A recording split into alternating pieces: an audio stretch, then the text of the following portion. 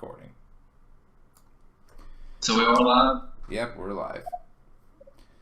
So, I guess the first thing I should ask you is how long have you been into typology? Like, when did you first stumble into it? It's been at least a year. I think it may have been probably a year and a half at least. But I know it's been at least, well, that's incorrect. It's been over a year. We'll say between a year and a half and 2 years. Okay. And I get the impression that you've like researched it a lot after you got into it.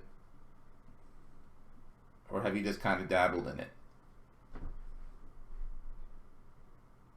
Well, yeah, I've researched it a lot. Depending on how you kind of do research, I've watched a lot of Eric's videos. So I wouldn't say I'm I'm trying to be kind of not, but like I would say I have the gist of it. I don't have like all the particulars. Like I said, I've watched Eric's videos for at least a year now. So I wouldn't say I have a complete understanding. I would say I have a conceptual understanding. Okay. Is there any particular reason you got into it? Because I know a lot of people, they first like stumble into the personality test or whatever when they are like they got problems in their lives or something, and they're trying to like figure out like why the hell am I like this, or something along those lines. Yeah, that was definitely the reason. So,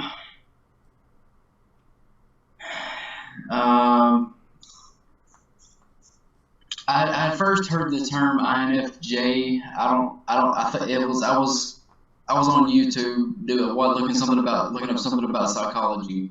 I've always been kind of into that kind of thing, and it's like the 4-letter term INFJ just shut up.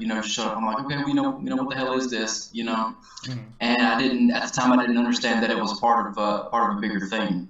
So I looked up kind of what were they like. I just Googled it in the search bar, and it just kind of popped up like, well, you're like this. You're like, it just named all the traits. I thought, well, this kind of sounds kind of close to who I am. I looked just a little bit more into it, and at the time I was really big into a band. It's called Nirvana. I'm sure they're not too big. I don't think you've ever heard of them, but and so I really identified with Kurt Cobain. His individualism. His ideas about how society at the time was going, which some of them are relevant today still. But so after that, I thought, well, I might be an INFP, because I've always been individualistic. So when it really started to take off was there was a class that I took for work. Everybody had to take it. It was for personality typing. And it was like Myers-Briggs. I'm like, okay, yeah, I've heard of Myers-Briggs before, but I still didn't exactly. I knew it was a system. Okay, but we took this very simplified form of a test, and I got the 4 letters INTJ, and I'm thinking, well, Tyler, you always think you're right about everything. You're kind of a smart ass. You're an asshole sometimes. You don't like people expressing their feelings, things like that. Like this just brings everything full circle. So now it's kind of like, okay, so there's a name for all these times that people have called me names, and all these times I've hurt somebody's feelings, and all these negative qualities that I couldn't put a name to a face. So yeah. So that thing about Nirvana, that was sarcasm, right? Oh, that was definite sarcasm. Okay, just to be sure, because so that's a good sign of FE polar is when the complete look on your face and the way that you said it could have gone either way. Like you looked like you weren't being sarcastic at all,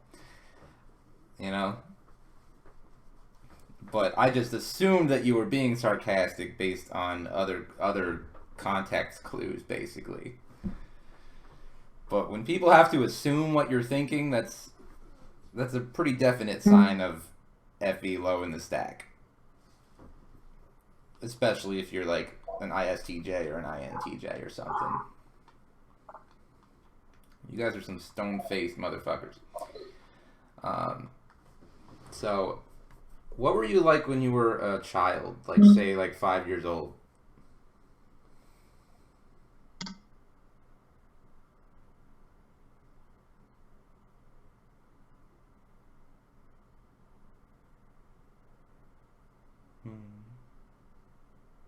Did you get connection back?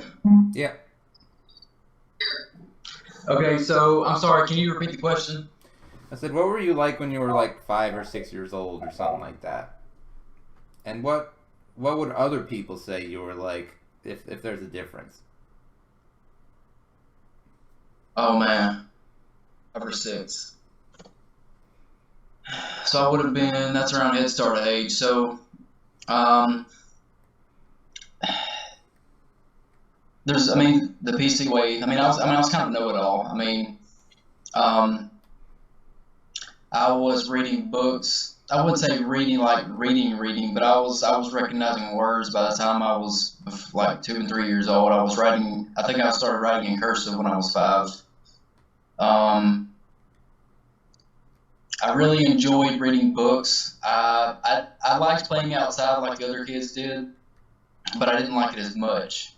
Um, I I made a lot of kind of like those little sarcastic quips, kind of like I do now. They were just probably more prevalent back then.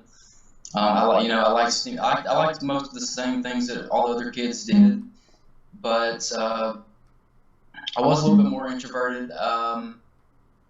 I think probably not as much as when I was younger. I was probably more introverted the older I got. But I remember having parents trying to show me how to do things like play with like Tonka trucks and traditional types of toys, which I did like, but I didn't like them as much as I liked watching like PBS and Nova. I started reading Shakespeare when I was in the 2nd grade. So yeah, I mean, like I wasn't completely like differentiated. Like you wouldn't have picked me out of a crowd. I don't think, other than the fact that I thought I knew everything. Yeah. All right. So let's fast forward to like high school, like freshman sophomore year. Were you any different? Oh yeah, that's freshman. So I would have been, what's that, like 14, 14 15? or So 15, yeah.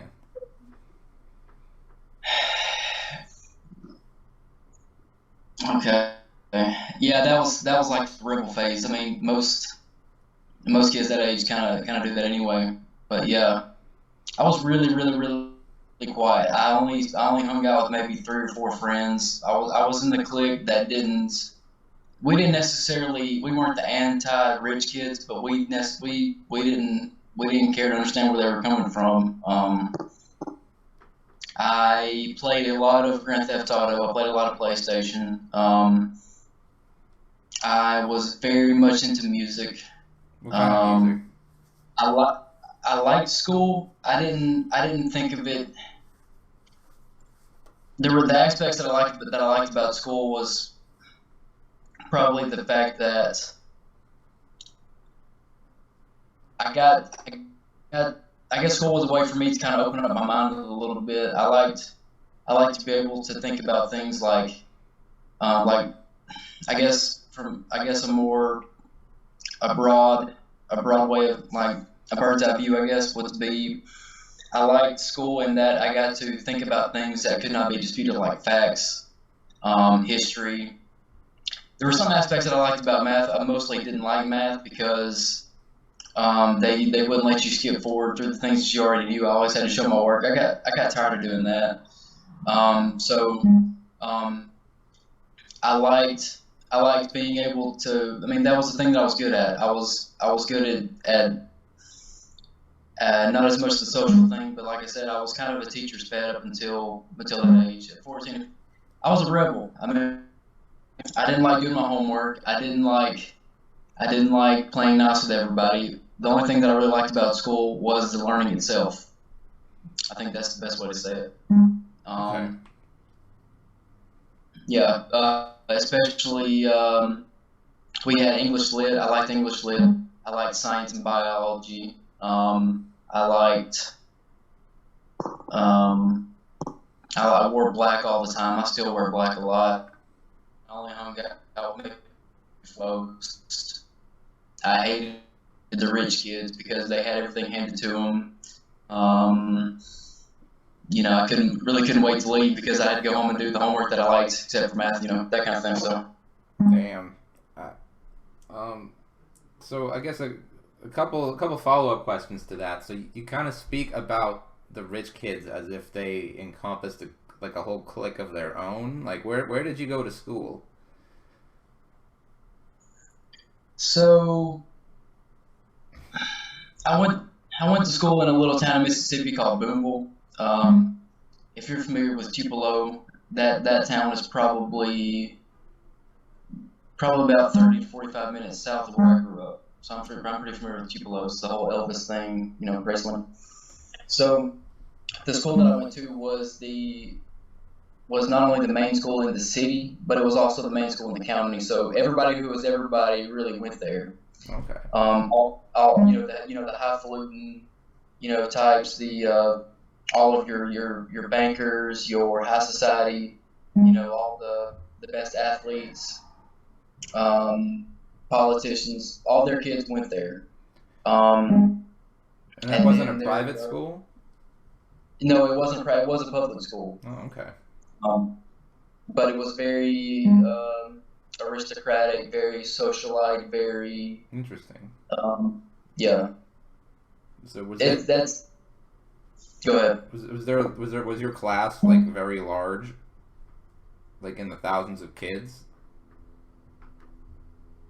No, I think I graduated with maybe 150 other people. Interesting. Yeah, it's cool. It was a 3A. So pretty much everybody knew everybody then, but like. Huh. Yes. So another question then: what kind of music were you into in this rebel phase? Like, was a lot of metal and stuff like that? Yeah, it was a lot of metal. It was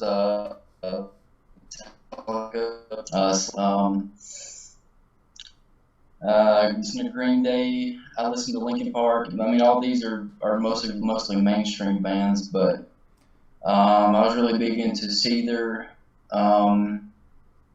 Breaking Benjamin. I think I listened to, like I said, Nirvana. I did not like pop music. I still don't like it. If I can think of any non-mainstream bands, I would say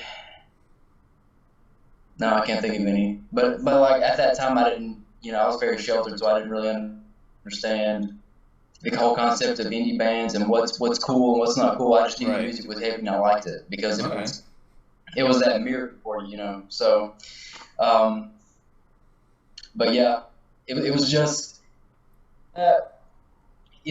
going to school and having to sit down for 8 hours a day, being told that all your original thoughts are stupid, you're supposed to fit in, and then being outside of school, you have to have something to kind of let your mind wander, to have that platform to be able to have your thoughts run on. It was a form of aggression that I was not allowed to release when I was in school. I was not allowed to release really even when I was at home.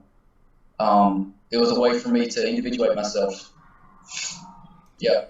So what kind of an environment did you grow up in, like in your family life then? At that point, I was living. Well, I wasn't living with them yet, but I had an aunt and an uncle that took me under their wing. They were very religious. So a lot of the things I was into, they didn't like. They at one point they had passwords to my Facebook account and I think email also. There were certain television shows I wasn't allowed to watch. Everything and everything had to be like had kid gloves on. I think mostly what I was forced to watch was Disney Channel. Okay. As far as when you're looking at like basically like in my opinion all the good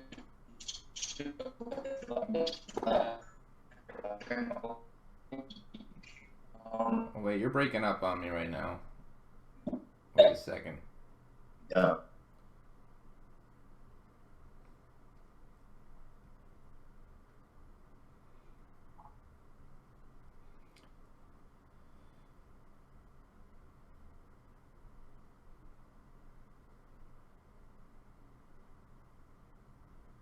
Okay, I think you're back.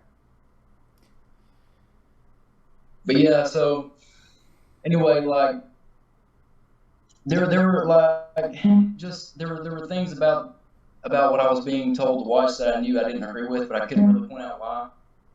It was too much conformity for me. I guess that's the point that I'm trying to tell you. Really, is that I felt like I was being forced to think things that I didn't really necessarily believe were true. You know. Okay. So yeah. So when did you start living with your aunt and your uncle? Like, how old were you?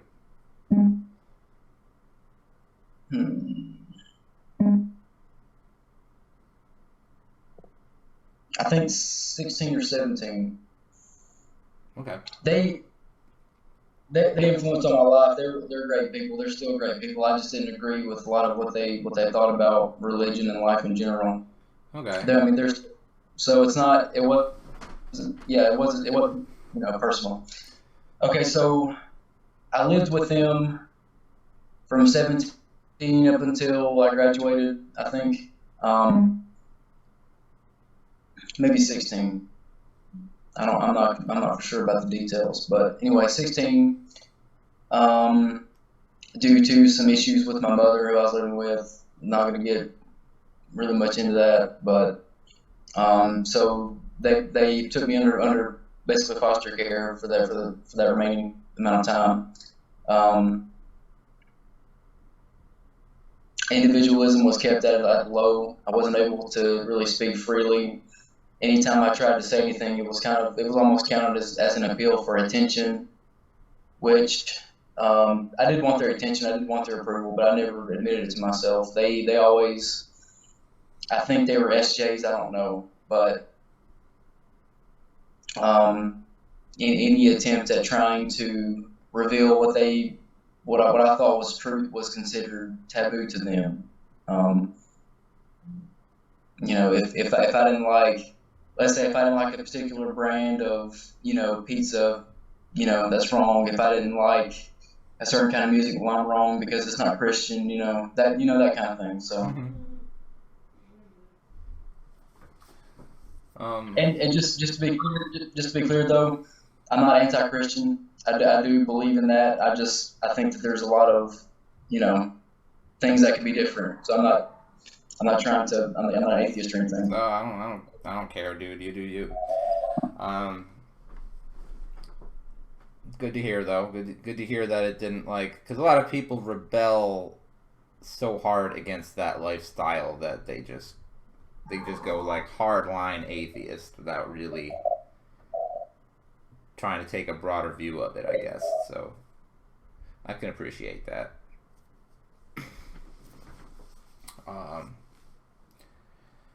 So, okay, before that you lived with your mother, like single mother. I mean, you said you don't want to get into it too much, but yes, okay. you can. Yeah. Any particular reason? I mean, I guess because it's recorded, you don't really want to. Okay.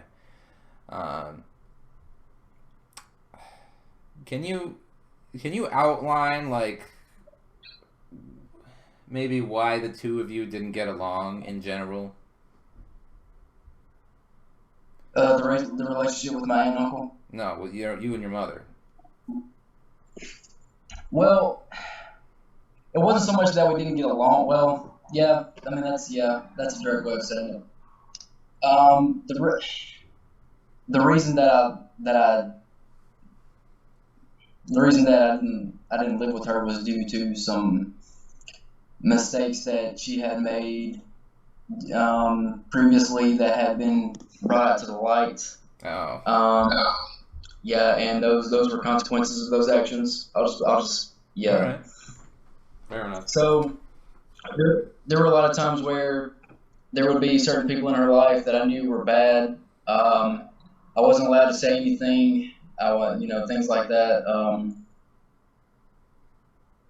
She's trying to play both in my life, but I didn't like it.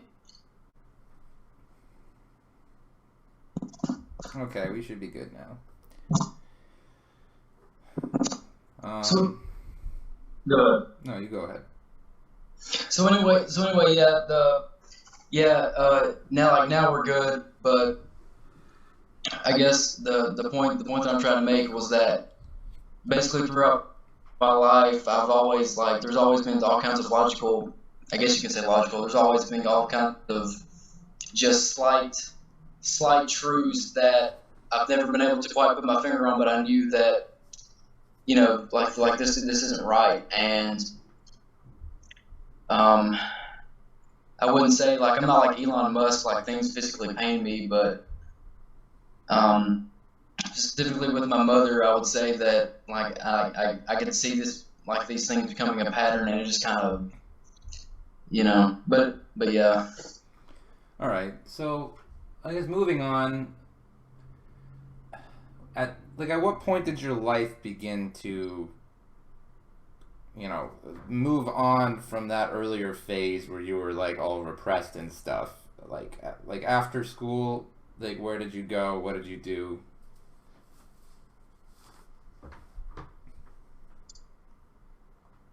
Um, that would probably be 2014, I believe. Um, I moved down here to kind of get outside that bubble that I was in. That was a point where I really started to wake up because before that, I felt like I was asleep. And like I said, it was a bubble. So getting outside and meeting different people, being in different kinds of situations, that kind of forced me to think in a different way. It helps me kind of understand more of where I'm coming from, and that no, because beforehand, really, I thought I was some kind of a villain. But getting outside and meeting other people kind of helped me to realize that there are other people that are out there that are like me, that are doing well in life, and you know facing their own obstacles and facing their own demons, so to speak. It's not impossible to do this. Um, I'm not gonna lie to you. Yeah, coming from a sheltered childhood, I did a lot of things that I wish I could regret. But um, I would say, even though those things weren't right at the time, some things that I wish I wouldn't have done, they still helped me to learn some lessons that I wouldn't have learned otherwise. Mm-hmm. Um, and so if you stay inside your one lens, you're always looking at one channel on the TV. You're never going to see anything else. You're never going to understand it. Okay. So that's what, yeah. So like, did you go to college? Did you just get a job? Like, what kind of trajectory did your life have? Before I left, I was in college. I didn't last long enough to gain a credit. I think it was 3 months. I went to learn foreign languages, and originally what I was going to do was work for the CIA. I think it was CIA, to be like a field agent. That's what I wanted. All right. So I started with Spanish, I think. Yeah, I think it was just like literally the first Spanish. And the only reason I did that was because I was good at it in high school. I didn't care about anything else. I liked all most of the subjects, but I thought, well, I'm never going to use any of these.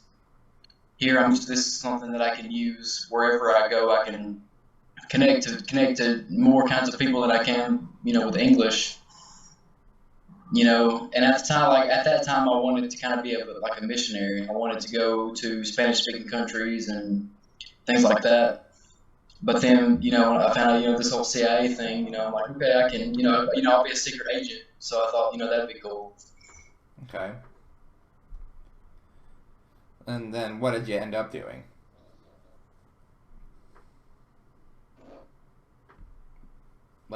What do you do now? Oh, wait, I'm not getting any sound from you right now.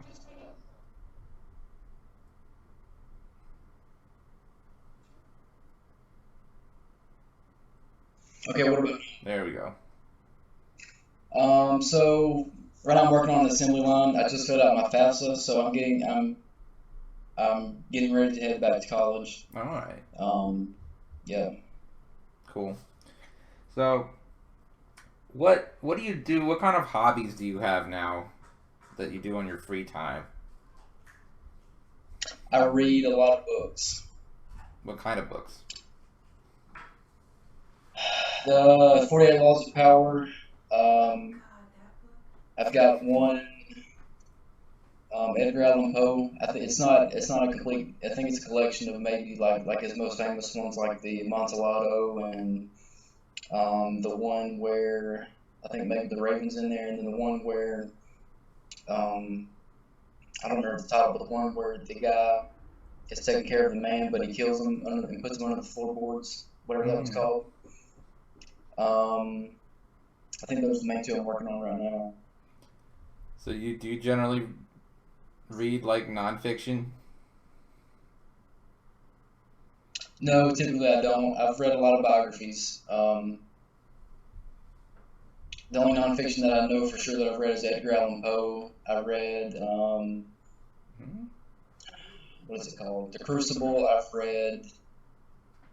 Um, I've read something about Dean Koontz. I think it's called Stairway to Heaven. Maybe that was a really good book. As far as biographies, I've read Clint Eastwood. I've read Kurt Cobain. I've read Nick Saban, the coach at Alabama. Well, I know. I'm asking So like yeah. how much in the way of like fantasy and sci-fi and that kind of shit would you read? Oh, okay. Uh, I've read a bit of fantasy. I've read a lot of Star Wars. I wouldn't say I'm not really into H.P. Lovecraft. I'm not really into C.S. Lewis as much. Hmm, but yeah, I guess Star Wars would be the main thing. Um, Okay.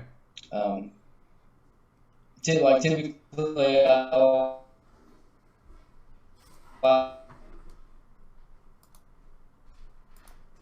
that's kind of it sounds like a censored thing, doesn't it? But as far as I like to read about success stories. Like I've also read Chuck Norris. I've also read who else? Maybe John F. Kennedy. Maybe Okay. there's a lot. So you just read? Yeah, Okay. yeah. I like to read. And what kind of music do you like these days? Um, I like jazz. Okay. I do like jazz. I've branched out a little bit since my high school days. I still like a lot of those same bands. But right now I like on top of all the metal I've learned, I like John Mayer. I like what else do I like? I like Queens of the Stone Age. Mm-hmm. I like um, I like Tool. I like Mastodon and some other progressive bands. I like some of that prog metal, Um, man. I can get down with Mastodon. yeah, they get a lot of hate because of the like they've been expanding more into vocal territory. But I mean, I mean, I like it. Haters gonna hate. So do you like kind of when jazz and metal kind of intertwine, like heavy rock music, but with kind of like jazzy chord progressions and stuff? Yeah, I do. Yeah, that's the good stuff. Kind of like early Megadeth. Those riffs were wild. If you haven't listened to any of that, check out Megadeth's first album. But Okay. anyway,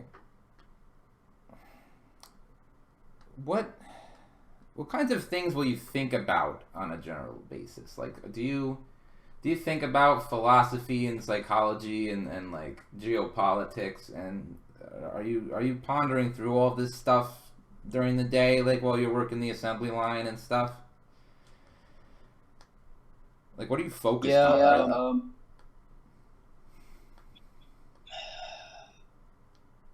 I focus on the future. I mean, not like, well, what am I going to be doing a month from now? But kind of the overall, kind of the overall themes about like psychology. We'll say a few days ago I was thinking about how psychology is becoming such a big thing now. It's going to become so common that it's like. It's just like it seems to me like there's so much emphasis on psychology that it's probably going to end up getting to the point where, let's say, if you decide to, like, if you apply for a job, it's going to end up giving you a Myers-Briggs test or a Big Five test beforehand, before you, like, when you apply.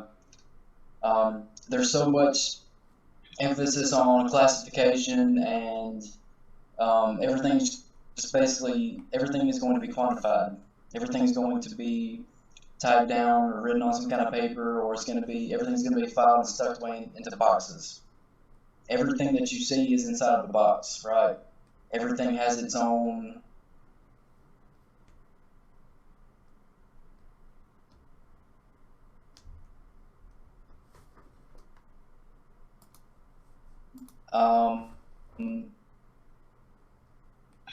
What's the next thing? If I didn't have to think about it, it's self-contained.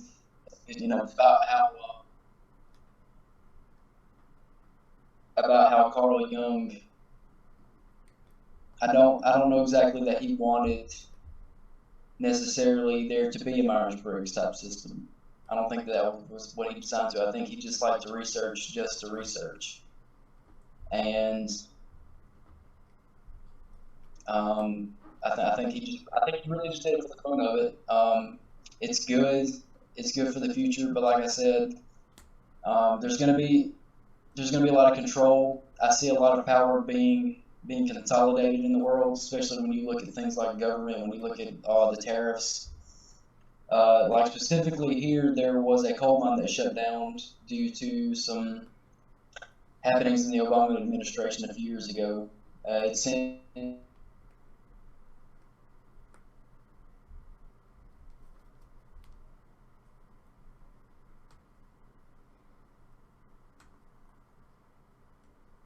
Are we back? Well, you're breaking up a bit. It's Rio, and then you can steal the tariffs here in this.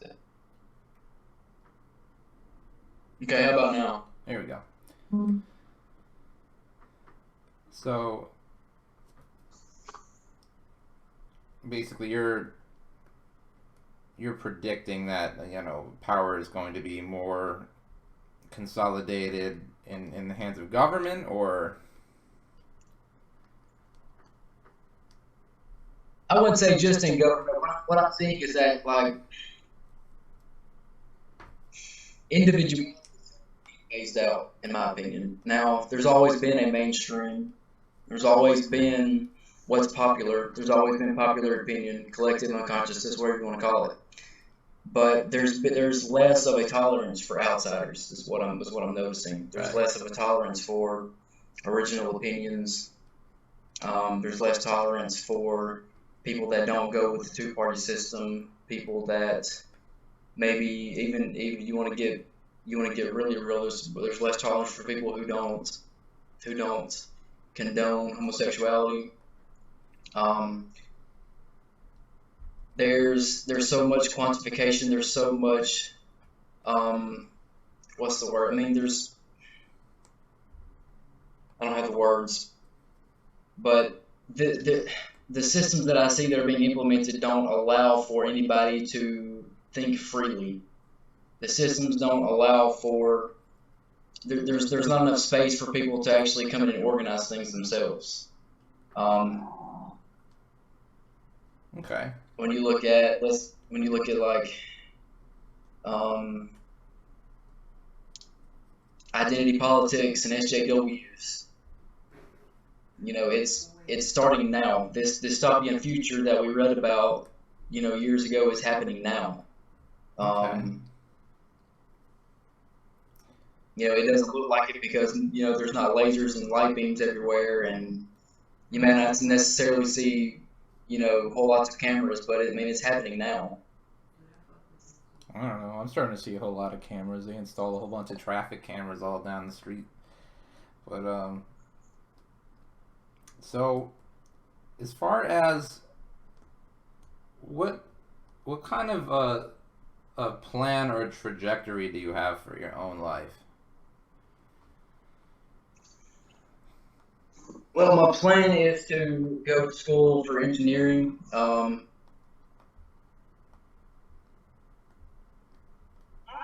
Yeah. Thank you. Yeah, my plan is to go to school for engineering. That's probably going to take 4 years. After that, I'm going to continue to stay with the same company that I've been with. After exactly sure. I know that I want to have a hand in the process of how vehicles are being made, and I don't think that I'm going to stay there forever. I have some ideas that I want to get out that don't have to do with automobiles. Um, Engineering is a very broad field, so you don't necessarily have to have a job that fits inside the job description because the degree is very, very comprehensive. It's very all-encompassing. But specifically, like right now, what the field that's the field that is involved with my company is called mechatronics, which is engineering mixed with I know about electrical. that. I'm an electrician, so like when I went to school, I learned all about kind of automation, electronics, motor control. Like basically, I could wire up all the shit that's in your factory, and do the PLC stuff, that runs it. Or at least with a little extra training. It's been a while since I did that shit in school, and I haven't really been doing it in the field. So like, what? So you want to be the engineer who's in charge of that kind of stuff?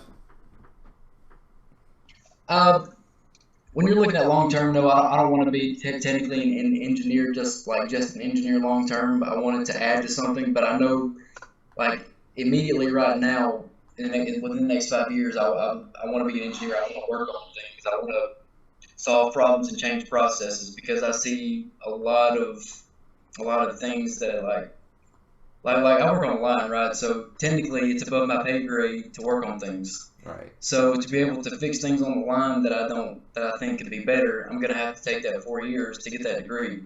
Okay. So, yeah.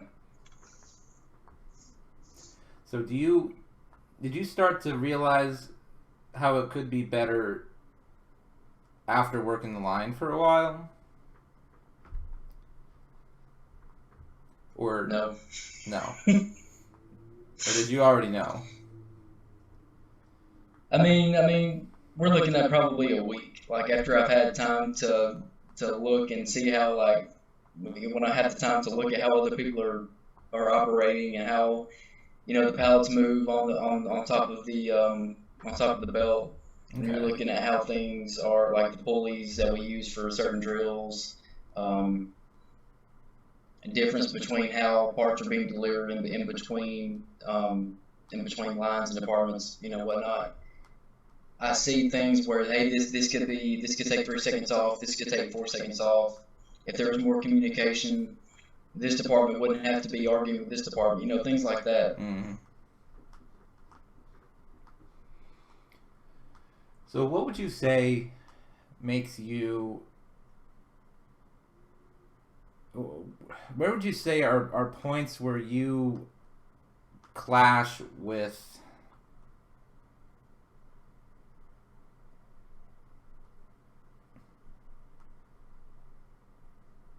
where'd he go?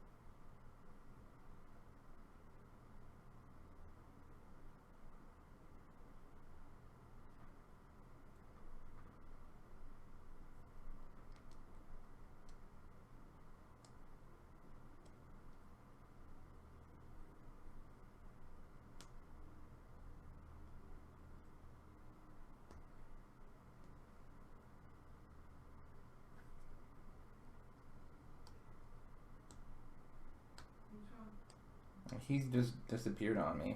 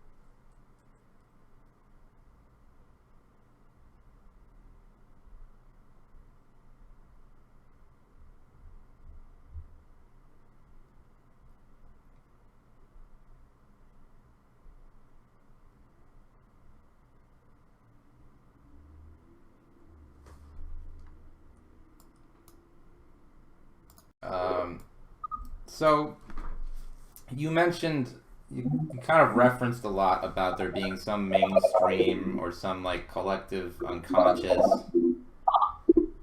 and how you're diverging from that somehow. Like, can you be any more specific about how you find yourself to have like thoughts or ideas that aren't normally accepted, or like things that make you kind of outside of that bubble? Okay. I don't know. I don't know whether that's really the collective consciousness or what like the zeitgeist, I guess, would be of the time. Right. Um, like a better way to say it would be like a narrative. So let's say, people decide they would like to, instead of going, like, let's say you stop at an intersection, right? But we're not going to stop on red anymore. We're going to start on orange, Mm-hmm. or, go light is turned now turn to purple. Well, there's been a lot of times like that. Well, you're looking for an actual example, right? Mm-hmm. We'll say, I can't think of one right now. Okay, there was one time where I was in a worship service. Now, someone had referred to the pastor's wife as a pastor. Technically, now I had no issue with her actually being a pastor. I don't care about that. The issue was that her position was actually, first lady. I think. Now, typically, the masculine role is supposed to be the one that's the head of everything. Now, in this day and age, that's not technically the case. Now, I don't necessarily have a problem with it. More women being allowed in corporate positions, headship positions, basically authority. So there's been a lot of times where I've pointed out little, like, what's truths that seem small, they seem insignificant, but they matter a lot in the long term. I didn't like when, I don't know. I've been passed up for things for people that in my opinion were more incompetent than me. Mm-hmm. But they got those positions because they were friendlier with the people above them. That's law number 1 in the 48 laws: never outshine the master. I've done things in the name of competence that have made other people nervous. And in my point of view, I was just trying to get the job done. But in their point of view, they would have rather, me tell them, hey, this is the problem, this is what's going on, can you fix it? And I'm thinking, okay, well, this is my problem.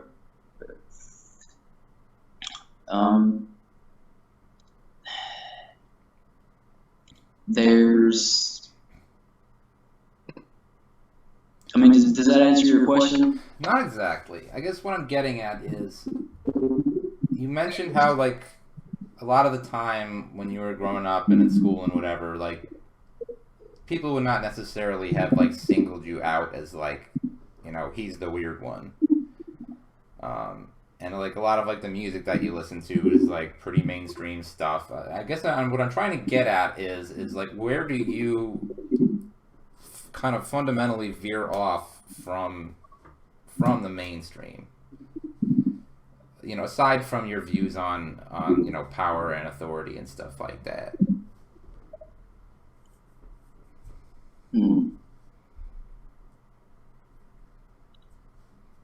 That's a good question. Nobody's ever asked me that before. I separated myself, I guess, in terms of, when you're one of the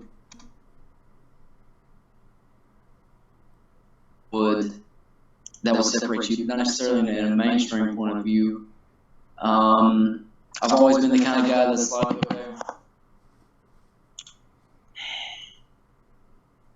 I can't explain it. If it takes me 20 minutes to go to work, okay, I'm going to try different roads. Let's say this is going to take me. People are like, well, why do you worry about stuff like that? That's just stupid. It just comes natural to me. I don't try to do it. It's just that I enjoy doing it. Something else.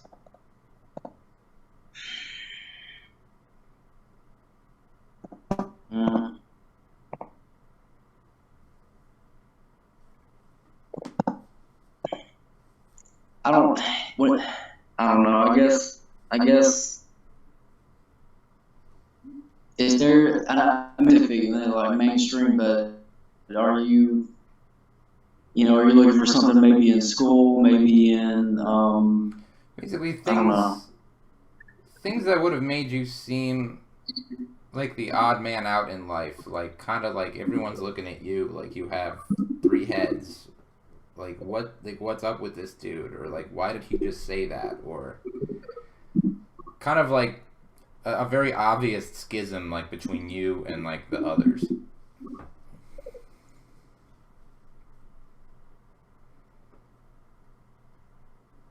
Well, I'm going through that right now. How many people do we have on our line? We have 13 people on our line. You know what? Maybe you might be right. It might be a sensor. Um, I've like there's like inconvenient truths. Okay, so one of those is, well, let me think about that.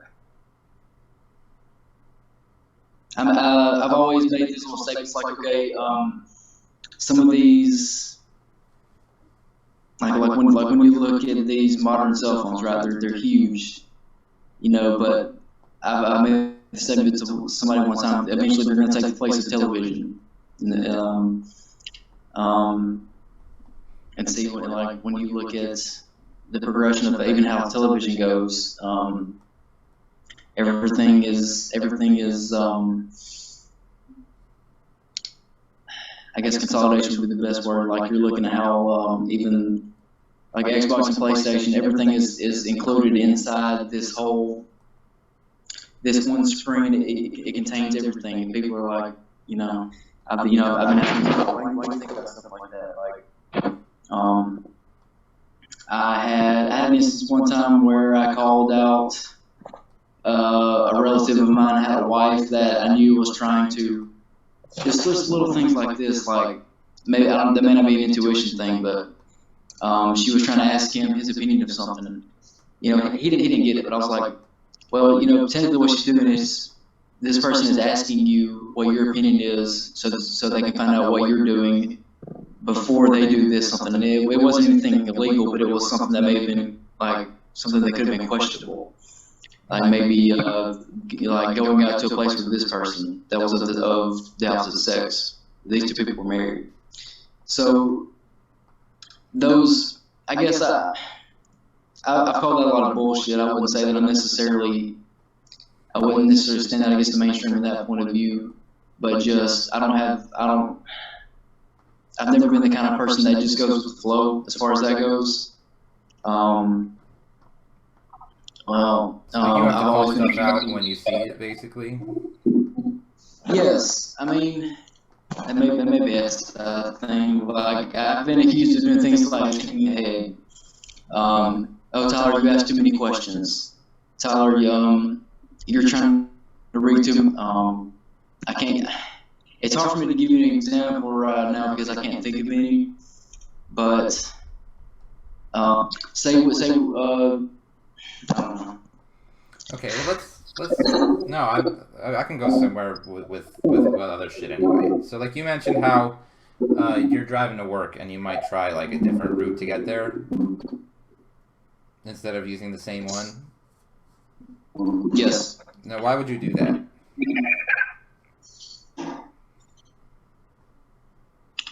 Contingency planning. Let's say I was running late one day. Mm-hmm. I know. Okay, so for instance, I normally leave from work at 1:30 p.m. Mm-hmm. So normally I would leave at 12:45 p.m. Mm-hmm. So in the instance that something slips my mind, I'll think, well, if I take this certain route, I don't necessarily look at gas stations or anything like that. I don't do pit stops or anything, but just so I know. Okay, this route will take me 38 minutes. This route takes me 41 minutes. I know if I go at such and such miles per hour and I don't slow down, like if I maintain the same rate of speed, I don't have to slow down as much. That also depends on traffic. Okay. Yeah, that's very. I guess that is an SI thing, isn't it? Mm-hmm. Yeah. I'm gonna. Okay, so as far as that goes, I mean, I tend to think I'm not into it. Not anymore. But I want to keep going though. So what's somebody that you in your life, I guess, that you interact with at least semi-regularly, that you don't really like them, you get into a lot of disagreements with them?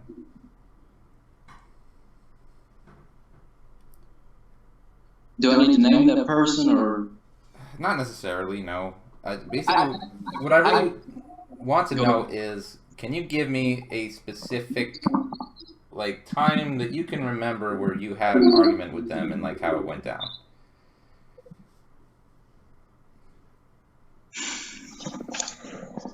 Okay.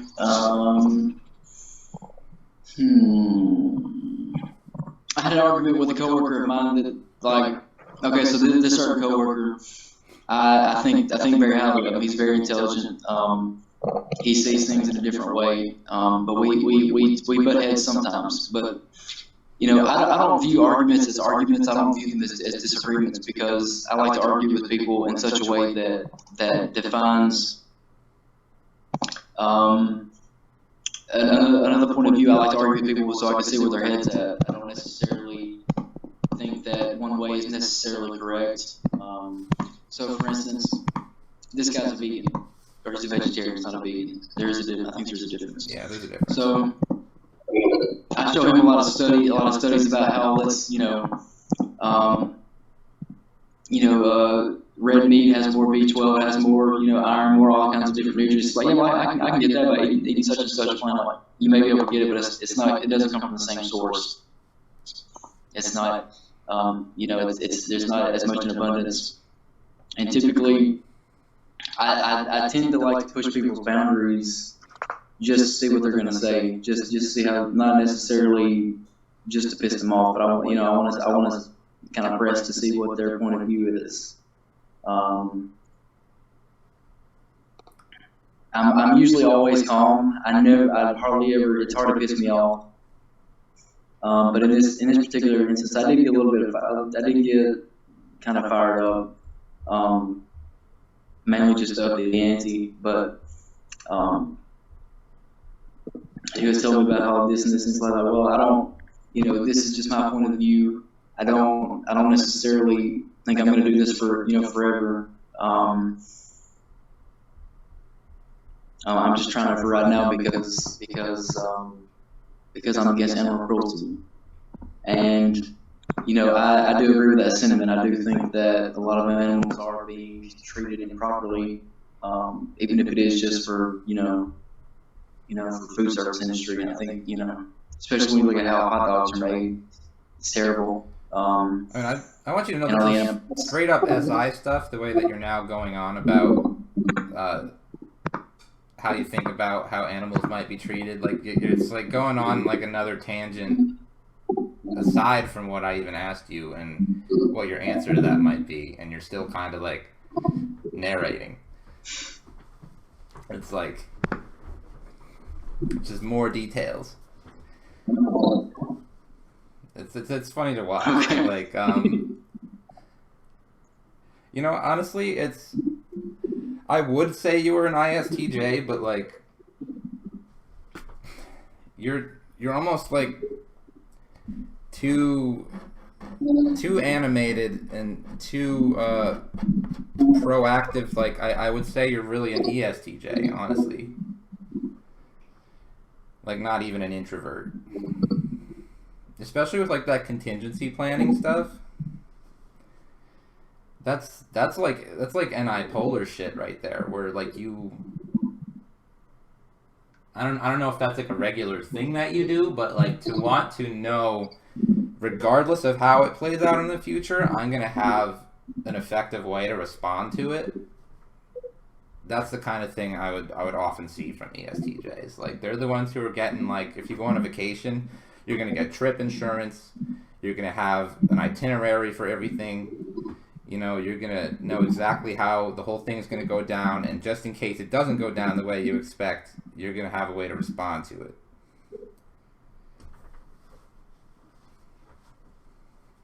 Wow. Okay. So my questions about ESTJs are third slot NE. Now, how does that play out? Well, that actually plays out in the way that you, just the way you're describing about how you want to see, like, the different ways that people might react to stuff. That's an NE thing. It's like dabbling in possibilities. And it also helps you basically not be stuck in your ways in the stereotypical SI sense of things. Like that tertiary NE is like really important to the type to help them basically be like, oh, wait a second, what if I did it this way? You know, could I improve my efficiency? That kind of thing. It's, or like, you know, saying like, I wonder how somebody might react to this. Or it's like, what if? Okay. Wow. I never thought I was an extrovert. Wow. Well, the thing is like, TE DOMs probably fully half the time, if not more, they're not necessarily like socially extroverted. They can largely do without people because people usually piss them off, you know, by having shitty TE. You know, I mean, that's basically what it comes down to. You're not necessarily people oriented, but you are probably extroverted. I see TE forward before anything else, to be honest. That's what gives you that instant sense of how things could work better. Okay. It's very process oriented. Well, let me ask you this. I'm a big fanboy of this guy. What do you think Elon Musk's type is? Elon Musk? Yeah. I'm not sure, really. My best guess for him was probably ISTP.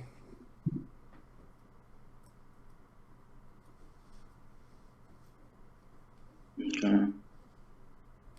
Like, he's the kind of guy where, like, I don't actually see any TE coming from him, to be honest. He's not saying, like, how can I do this so that it works the most efficiently? He's going, like, how crazy can I be? Like, what is the next crazy-ass big fucking thing I can do and then somehow prove to people that it's not a bad idea? You know? Yeah, I can say. You know, he's like, I think I can make this work with my TI, but like nobody, I mean, you know, it's. But to him, it's not just conceptual though. Like he wants it to be concretized in front of him. It's not enough for him to just leave it in his head. And so, like ISTP ends up. It seems like the most sensible thing to me for him to be. He wants to actually make shit, but he wants to do really cool shit. Really out of the box shit. So where did you when did you get into typing and all that in Myers-Briggs and stuff? Well, I guess I can stop the recording now, unless you want.